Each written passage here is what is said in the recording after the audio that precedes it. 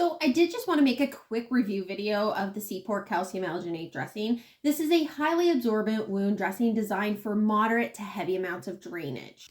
One thing I noticed right away is how soft and flexible this dressing actually is. It's super strong. This is something that I use very frequently as a wound care specialist. I'm using these daily. Now, some brands are not as good as others, and I really like the Seaport brand because it is so strong, and when it does get saturated, it doesn't come apart, especially if you're trying to pull it out of a packed wound. This has never come apart on me. When it does get wet, it does turn into a gel-like fabric for a less traumatic and easier removal.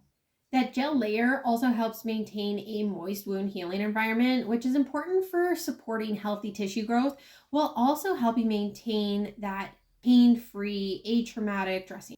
Another thing that I really like about this dressing is that it doesn't contain any antimicrobial ingredients. It's just a plain calcium alginate dressing. A lot of people automatically think that every wound needs an antimicrobial dressing or antibiotic. But if there's no signs or symptoms of infection, honestly, a simple absorbent dressing like this is what you want if you have that moderate to heavy amount of exudate, because antimicrobials can actually slow down the wound healing process if there's no infection.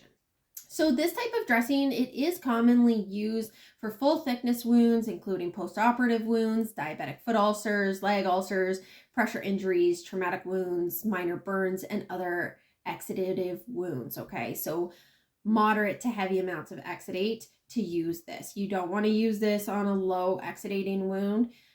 It just doesn't have enough drainage to support this dressing.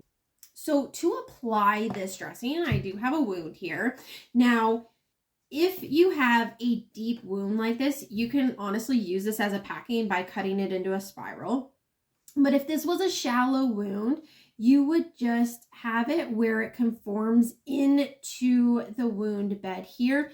Not too much of an overlap because you don't want macerated skin. So you would just cut this to fit inside here. So kind of like a circle. Now, I've been doing this for a long time, so I can easily do that. I just can eye it up and see it on here. Sometimes people need a template, completely up to you, but you just kind of push it into the wound bed, making sure it's touching the inside. Now, if you do have a deep wound like this is, like I said, you can cut this where it fits inside of there. So all you would do is cut this into a spiral. So I'm going to spiral this. And you just make sure that you keep it attached. You don't want to cut it off because you don't want all these different pieces that can get lost inside the wound bed. You want to make sure you're always keeping it in one piece.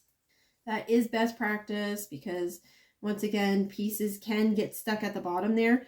And if that happens, it can cause a wound infection. So that's why we spiral it. We don't want to have any lost pieces. So this is a really long piece, as you can see here. It can pack a lot.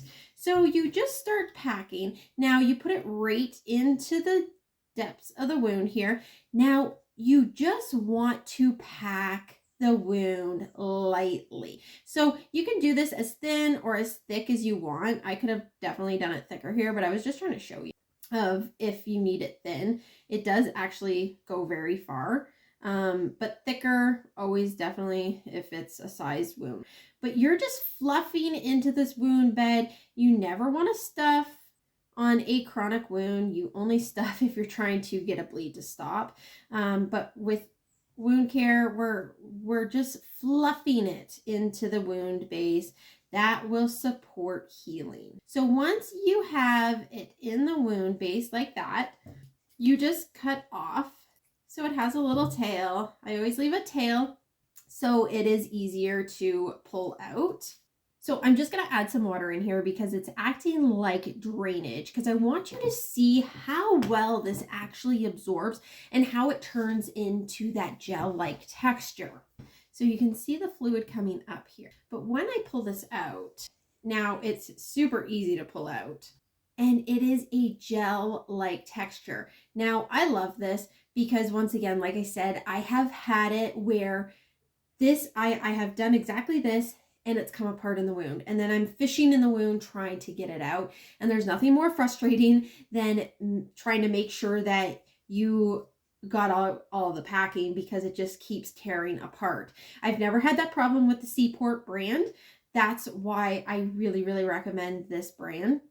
Now, this dressing, it does require a cover dressing over top of the wound. I normally suggest the super absorbent dressing because if we're using a calcium alginate, we're using it for moderate to heavy amounts of exudate. So there is a lot of drainage. So this is the dressing, and you would just put it over top and it would just absorb anything extra. So it would come up. Any excess fluid would go into this cover dressing.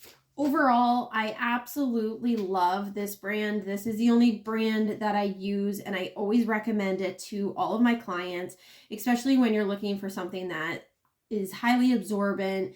It stays intact during removal. It supports moist wound healing without the unnecessary antimicrobial ingredients. So definitely recommend this brand.